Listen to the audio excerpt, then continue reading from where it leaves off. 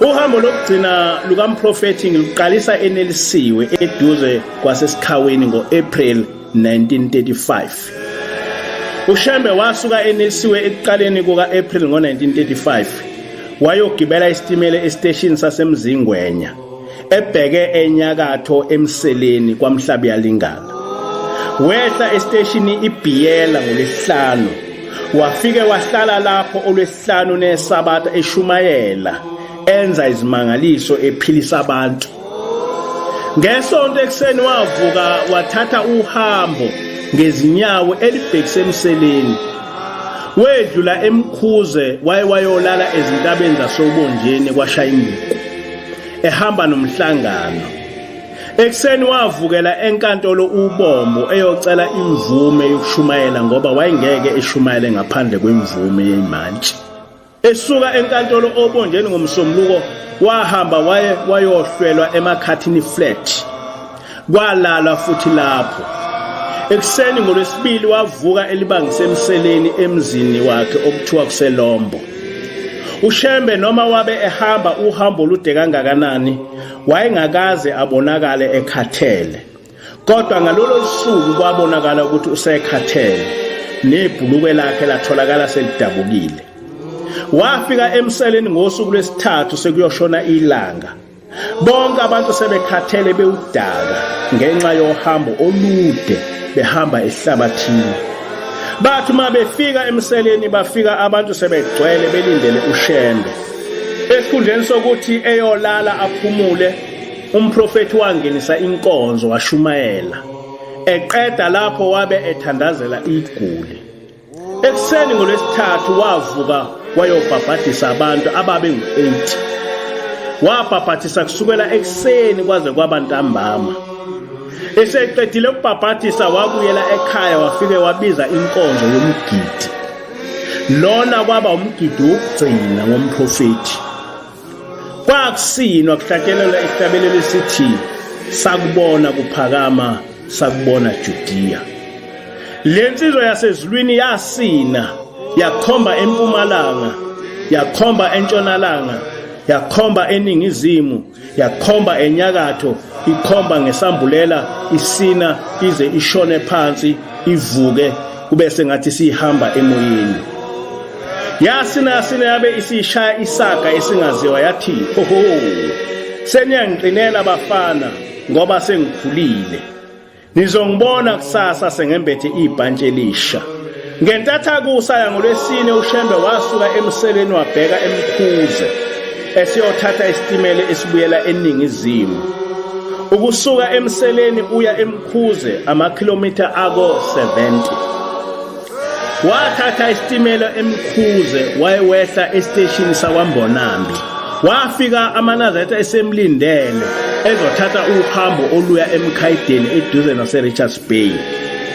Lapha eMkhayideni wabe eze emhlanganweni wePhasika ngoba kumaNazaretha iPhasika liba ngo-April. Nalolu hambo lokusuka kwaMbonambi lwalulude. AmaNazaretha amfunela imbongolo njengoJesu engena eJerusalem. UShembe wangena egibele imbongolo eMkhayideni. AmaNazaretha akha isundu alendlala phansi ehalalisa. Kodwa wathi uma efika esangweni laseMkhayideni wehla embongolweni walala ngesisu phansi. Bonke abantu bathuka bajabha. Wathi efika uShembe eMkhayideni wavele wabanjwa umkhuhlane owamthatha cisha amasonto amabili umlalise phansi. Kwasolakala ukuthi kungenwe amakhaza eMseleni ngoba wabe eme isikhathi eside emanzini ebhabhadisa. Kanti wabe esekhulile eneminyaka engaphezulu ka-70. Mhla ka-30 April kungoLwesibili uShembe wezwa ukuthi umfundisi uMngoma naye uyagula kakhulu. Wavuka waya kuye wafika wamemeza wathi Mngoma uyakwesaba yini ukufa? Vuka ngoba wena kumele ungcwabe mina. Wavuka khona lapho uMngoma kwaphela ukugula.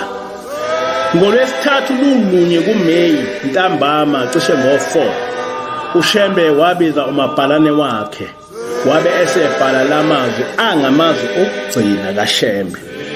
Nkosi yamaZulu nomhlaba, masinyane uzongibiza, ungabalibala abantu bakho amaNazaretha ayingcwele. Vusa omunye endini yami ahola abantu bakho, umnike inhliziyo efana nayo eyakho, umphathe umgcobe ngamafutha omusa. Inyama yami ikhathele izolala ethuneni, umoya wami uzovuka wembathe inyama entsha. Kwaphakade bengizelwe nanini ngiyakubakhola. Athi uma amaNazaretha ebona lo mbhalo ashawa luvalo, ashana ngamakhanda, nalowo wazibuza ukuthi ngabe ubaba useyahamba ngempela. Ngakusasa mhla ka-2 May 1935 ekuseni ngo-7 kwabizwa inkonzo yokuvuka, ngoba ngaleso sikhathi umthandazo wokuvuka wabe ungena ngo-7. Wavuka umprofethi wayaleza ukuthi inkonzo ayingangeniswa, kodwa amaNazaretha alinde isikhathi sokuhamba kwakhe. Wabe esebiza abafana ababili ethi abahlale eduze kwakhe bebuke iwashi, babheke isikhathi umphefumulo wakhe ozophuma ngaso. Wabe ethe isikhathi umphefumulo wakhe oyophuma ngaso nangesikhathi oyongcwatshwa ngaso uyoba isikhumbuzo sokuthi nomaphi lapho uJehova ayomgcina khona uyowakhumbula amaNazaretha, nawo futhi ucela ukuba ngalezi zikhathi amkhumbule.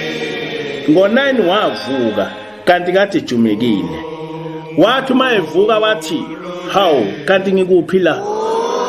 Wabe sethula isikhathi eside ebheka empumalanga. Wabuye waphendula ikhanda, wabheka eningizimu isikhathi eside ethule. Wabuye walibhekisa enyakatho isikhathi eside. Wabe eseyalala ngomhlane, wabuka phezulu isikhathi eside ethule enosizi. Khona lapho umzimba wakhe waqhaqhazela, wehla wathula kwaphakade ngo-9 ekuseni. Inkosi busise lokho enikuzwile.